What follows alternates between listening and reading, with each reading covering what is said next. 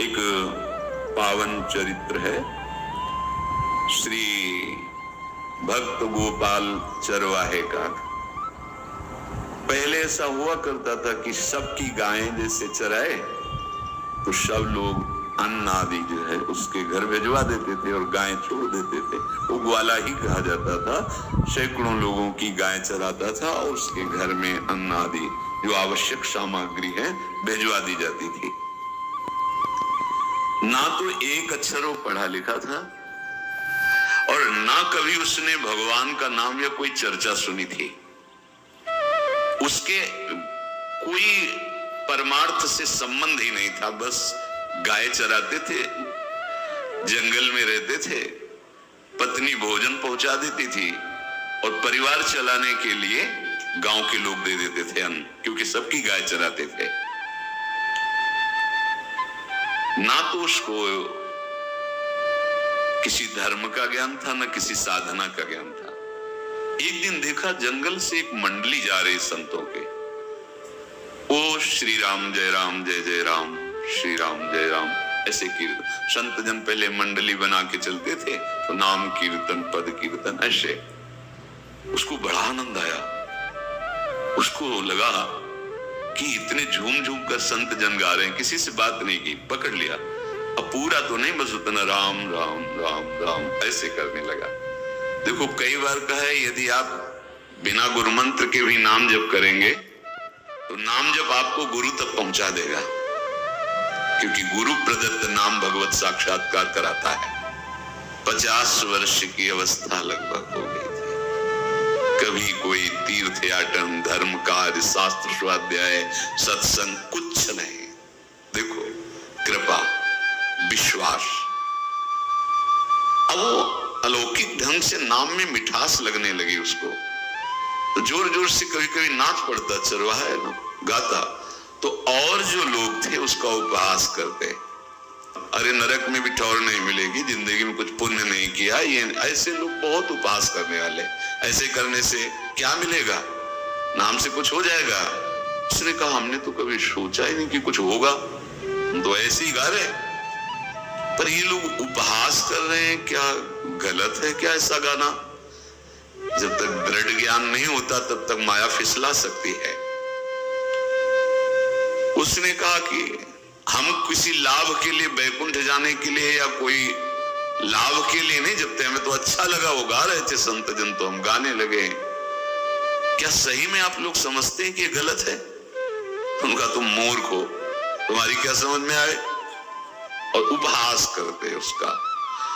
उसके मन में एक बात आई, कोई ये प्रमाण दे दे मुझे कि ये जो मैं संतों के मुख से सुना नाम, ये परम सत्य है, ये परम सुखकारी है और इससे क्या वैकुंठ मिल जाएगा? कोई तो मिले मुझे।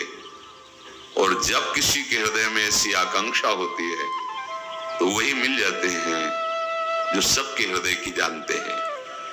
एक दिन उसने देखा जब लोग दिल्ली की हंसी मजाक कर रहे थे, उसी समय एक लंगोटी पहने हुए, हाथ में कमंडल और दंड धारण किए हुए कोई वीतराग परमहंस दौड़ा, चरणों में गिर गया। महाराज महाराज, बस एक बात आप बता दीजिए, जो हम राम राम कह रहे हैं, ये लोग उपहास करते हैं, क्या इससे हमारा कल्याण हो जाएगा, वैकुंठ मिल जाएगा? तो उन्होंने कहा बेटा ये बहुत मंगलमय भगवान का नाम है, पर हमें लगता है कि तुम्हें गुरुदेव की आवश्यकता है। यदि तुम गुरु कृपा पात्र बन जाओ तो इन उपहास करने वालों की बातें तुम्हारे मन में नहीं लगेंगी और निश्चित तुम्हें भगवत साक्षात्कार हो जाएगा। तो पैर पकड़ लिया और कहा महाराज आप ही गुरु बन जाओ ना हमारे, आप ही हमें मंत्र दे दो। तो उन्होंने कहा हम तो तीर्थ यात्रा में हैं, ऐसा हम नहीं कर सकते, पर यदि तुम भगवान से प्रार्थना करोगे तो तुम्हारे कल्याण के लिए सदगुरु प्राप्त हो जाएगा। इसलिए जैसे कोई पूछते किसको सदगुरु बनाऊं, तुम कहते किसी को नहीं, पहले भगवान को मानो, श्री हरि को, जगत गुरु श्री कृष्ण को, फिर उनसे प्रार्थना करो कि यदि आप आवश्यक समझते हो कि सदगुरु के रूप में आप आकर के हमारा कल्याण करेंगे तो मुझे पहुंचा दो, या आप स्वयं आ जाओ। मैं नहीं खोज कर पाऊंगा, मेरी वो दृष्टि नहीं है कि मैं किसी महापुरुष को पहचान सकूं। मैं तुमसे सत्य कहता हूं, सदगुरु की जो शरण में हो गया तो उसके जीवन नौका की डांड सदगुरु अपने हाथ में ले लेते हैं। फिर उसको कोई भय, कोई उपहास, कोई लज्जा नहीं सताती। वो सुख पूर्वक इस दुखद अपार संसार समुद्र से पार हो जाता है। पर बेटा, तेरे ऊपर भगवान की बड़ी कृपा है, क्योंकि तू संतों को मानता है। तू मेरी बात पर विश्वास कर ले, अंदर से तू एकांत में रो, तुझे सदगुरु मिल जाएंगे। अब ऐसा कहकर वो अपनी राह में चले तीर्थ यात्रा के लिए। अब वो खोजता, एकांत में बैठकर देखता, कभी कभी वो पेड़ पे चढ़ जाता कि कोई संत तो नहीं आ रहे हैं। अब उसके लिए वहां भोजन पहुंच जाता, पाता, गाय देखता और बस खोज करता कि सदगुरु आ जाए, सदगुरु आ जाए। बहुत समय व्यतीत हुआ पर उसका विश्वास नहीं टूटा कि संत ने कहा था कि तुम भावना करो कि सदगुरु आ जाएंगे। भगवान सदगुरु बन करके आ गए, वही है सदगुरु। देखा सामने से बड़े तेजस्वी महात्मा बड़े तीव्र गति से आ रहे। वो दौड़ा, गुरुदेव गुरुदेव, चरणों में लौट गया। चरणों में जेवी गिरा तो एक बिजली सी दौड़ी उसके हृदय में। अब बात बन गई, गुरु मिल गए। वो खड़े हो गए, देखते ही सात्विक भाव उत्पन्न हो रहा है, आंसू निकलने लगे। देखते ही मन में आया कि जो संत कह रहे थे सदगुरु मिल जाएंगे, यही हमारे सदगुरु हैं। हृदय में उत्साह, आतुर आवाज, प्रभु मुझे भवसागर से पार करने वाला गुरु मंत्र दे दो। ऐसे थोड़ी दीक्षा दी जाती कि गली चलते दी जाए। दूंगा, जा पहले स्नान करके आ, फिर एकांत स्थान में बैठेंगे, फिर तेरे को उपदेश देंगे। बोला महाराज, मैं जंगली आदमी हूं, गाय चराता हूं, हमारा घर बार से कोई आना जाना नहीं है, भोजन आ जाता है। संत ने कहा अच्छा स्नान करो। स्नान करके आए, एक पेड़ के नीचे, भाई मैं तुझे कुछ नियम दूंगा, कुछ शर्त। तो अब महाराज गंवार आदमी है, ना हम आपका कोई नियम पालन कर पाएंगे, ना कोई व्रत पालन कर पाएंगे, ना कोई साधना कर पाएंगे। आप देख लो हमारी हालत, 50 साल का हूं, पढ़ा लिखा बिल्कुल नहीं, कोई धर्म कर्म नहीं जानता, गाय चराता हूं। मुझसे बहुत बातें नहीं सदेंगी, अगर एक कोई बात बता दो तो प्रण करता हूं जिंदगी में प्राण त्याग सकता हूं, पर एक बात कोई, एक नियम कोई दे दो। हमें बहुत नियम तो नहीं समझ में आएंगे, एक कोई बात बता दो कि ऐसा कर लेना और मंत्र जपना, तो हम प्राण त्याग सकते, पर आपकी आज्ञा उल्लंघन पर बहुत हम बातें नहीं मान पाएंगे, क्योंकि हमारे इतना ज्ञान नहीं है। गोपाल के वचन सुन करके बहुत प्रसन्न हुए संत भगवान। एक नियम तुझे देता हूं, हमारे आराध्य देव श्री कृष्ण हैं, गोविंद हैं। आज से तुम्हारे आराध्य देव गोविंद है, हाँ श्री कृष्ण है। बिना उनको पवाए तुम्हें पाना नहीं है, बस यही तुम्हारे लिए नियम है। तुम्हारे पास जो आए, सूखी रोटी, दूध, छाछ, जो भी, बिना उनको पवाए पाना नहीं है। सीधा सरल आदमी। गुरुदेव प्राण चाहे चले जाएं, बिना उनको पवाए आज के बाद कभी जिह्वा पे कुछ नहीं जाएगा, ऐसा गुरुजन आदेश करते हैं वैष्णव मार्ग के पथिकों को कि जल भी बिना अर्पित किए मत पियो। अगर आप बिना अर्पित किए पीते हैं तो आपकी बुद्धि में इष्ट देव के प्रति ममत्व तो नहीं आ पाएगा, नहीं आ पाएगा।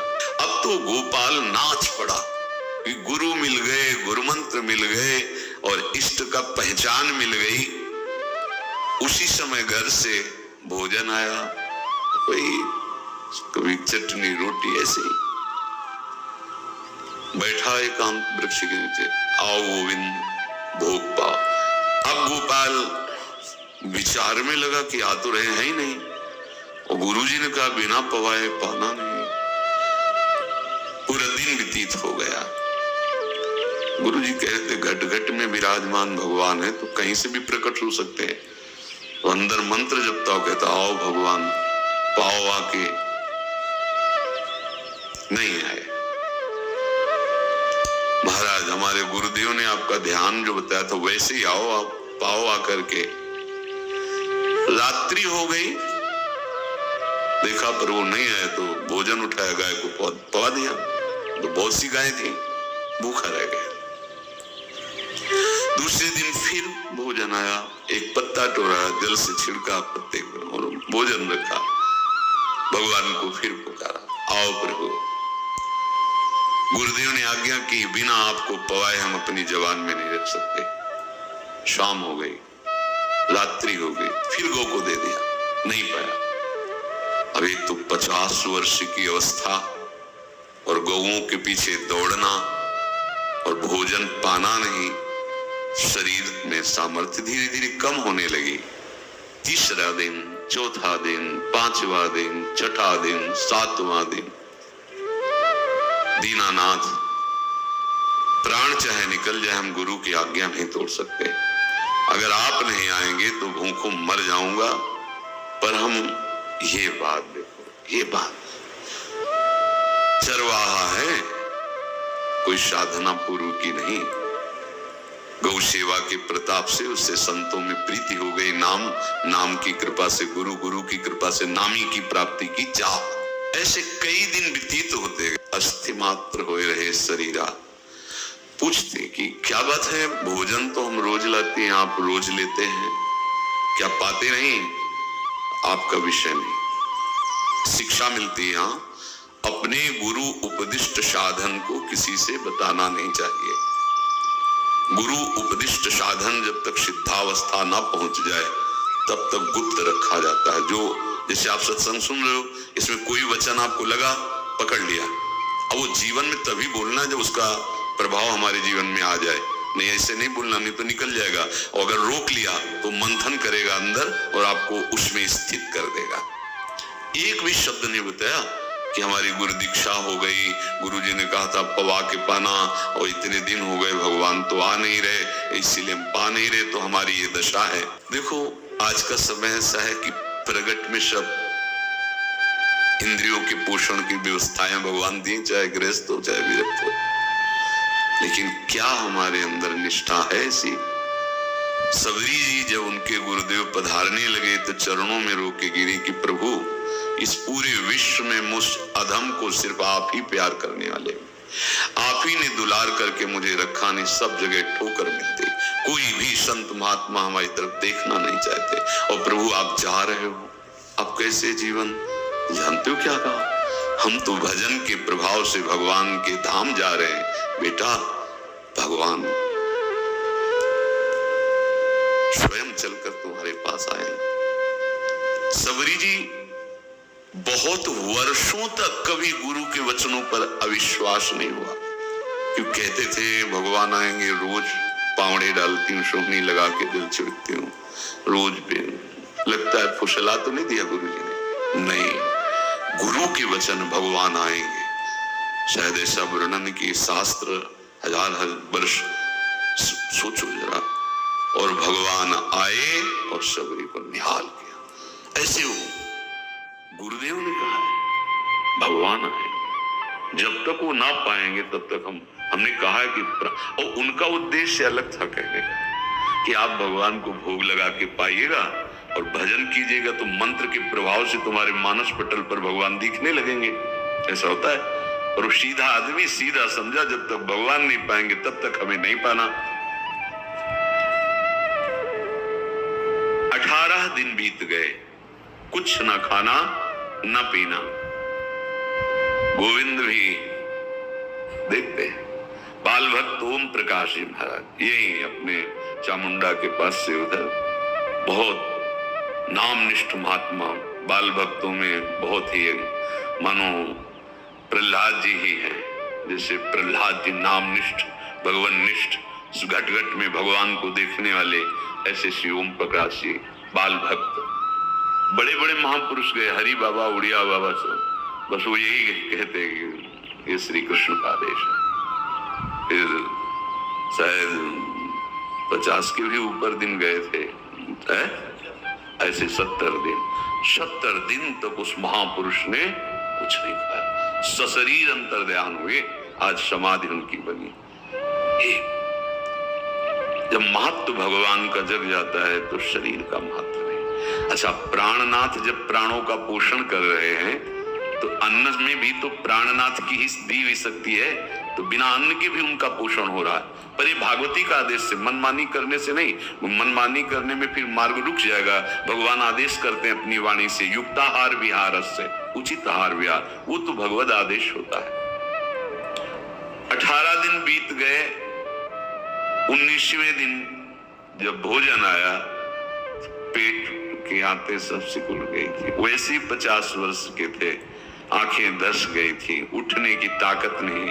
पत्नी ने फिर कहा कि आप कुछ तो बताइए कि क्या आपको कोई रोग हो रहा है? आप भोजन नहीं पा रहे, मैं रुक जाऊं यहीं आपकी सेवा के लिए, या आप घर चलिए? कोई उत्तर नहीं। आप जाइए, हम ठीक है। ऐसा फिर धीरे से पत्ता लाए, छिड़का भगवान और पाव आकर के। शाम हो गई, फिर गाय को दे दिया। विचार कर लिया कि अब मरना ही है। मुझ जैसे अधम के पास भगवान तो आएंगे नहीं, वो तो भगवान है। पर मैं अपने गुरु के वचन नहीं तोड़ सकता, मर चाहे जाऊं। 27 दिन व्यतीत हो गए, एक कवल भी अन्न नहीं पाया। न चलने की शक्ति थी, न पत्ता लाने की शक्ति थी, न जल छिड़कने की शक्ति थी। जिस पात्र में भोजन लाई थी, लेटे ही लेटे खोला और कहा, प्रभु मुझे पता है आप इस शरीर से नहीं मिलोगे, पर आप जान लो मैं अपने गुरु की आज्ञा का उल्लंघन नहीं करूं। ये मतलब जितने महान हुए हैं सब निष्ठावान हुए हैं, अपने लोग फिसड्डी हैं। जरा सा कोई दुख, जरा सा कोई सुख, फिसल जाते हैं। प्राण अनंत जन्मों की बिगड़ी 27 दिन क्या होते हैं? क्या होते 27 दिन? अनंत जन्मों का जमा कूड़ा करकट भगवान साफ कर रहे हैं। इस जो तन्मयता, गुरु निष्ठा, जो प्राण भूख से व्याकुल, सब भस्म हो रहे हैं पाप अनंत जन्मों के। अनंत जन्मों, जैसे हम सोचे कि भगवान इतने निर्दयी कैसे? नहीं निर्दयी, आत्मा को कुछ फर्क नहीं पड़ता। और शरीर ने जो किए हैं जन्म जन्मांतरों के, वो निष्ठा के कारण दुख नहीं पहुंचेगा।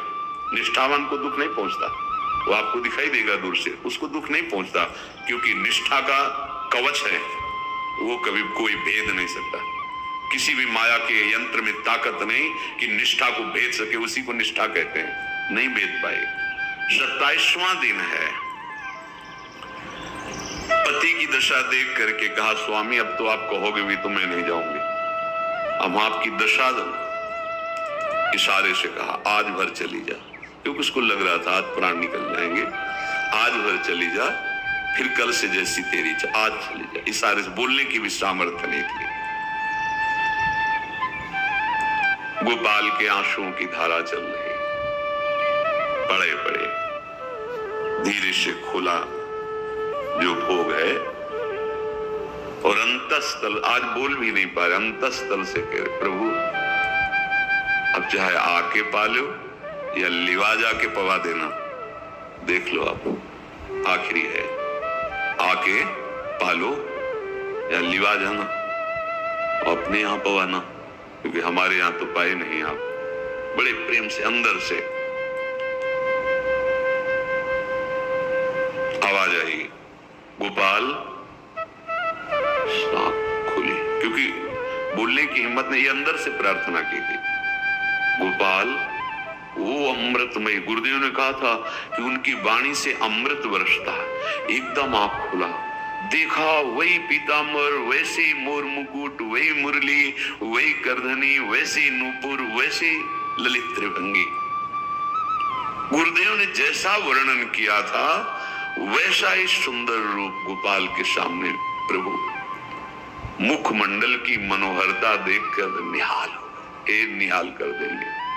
थोड़ी पीड़ा सहना सीखो, सहत सहत बाढ़े भगति, ग्रह तन गुरु हितगार, ग्रह तन गुरु हितगार, हार अपनी करिमा। सेवक जी कह रहे हैं, देखो गृह तन गुरु हित गार हार अपनी कर, तन मन प्राण गुरु वचनों पर न्योछावर, जो भी सहना पड़े सहूंगा।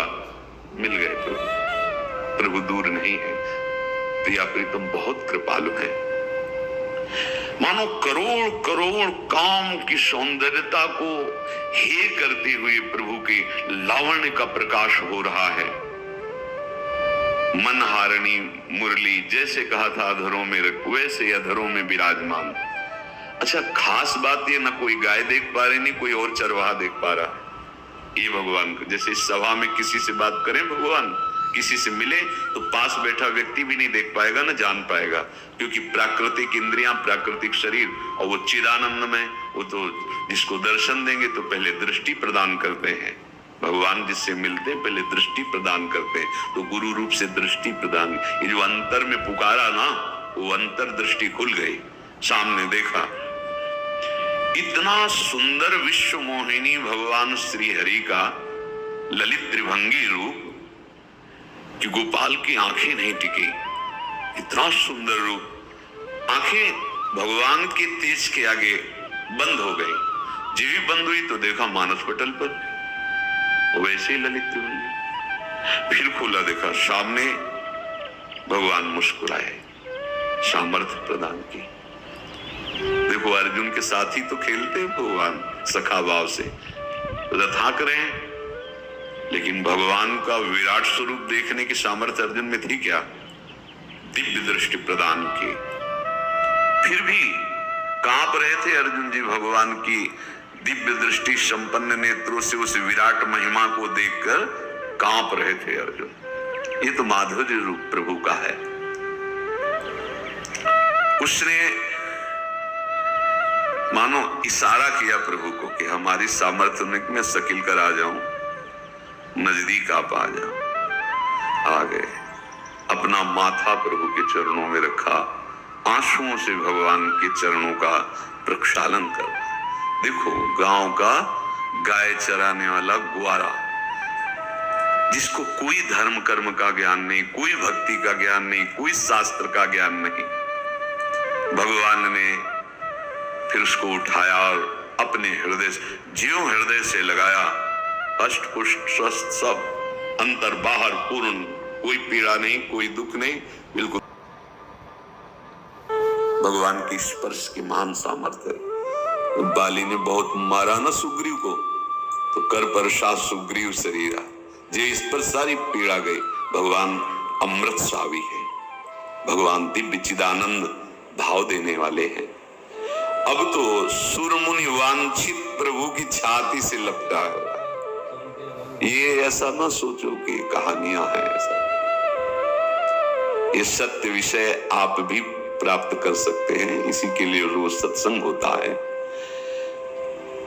जो भगवान से लिपट कर छाती में अश्रु की बूंदे, वो भगवान ही यथामाम प्रपद्यन्ते, भगवान की अश्रु बूंदों से गोपाल का अभिषेक होगा।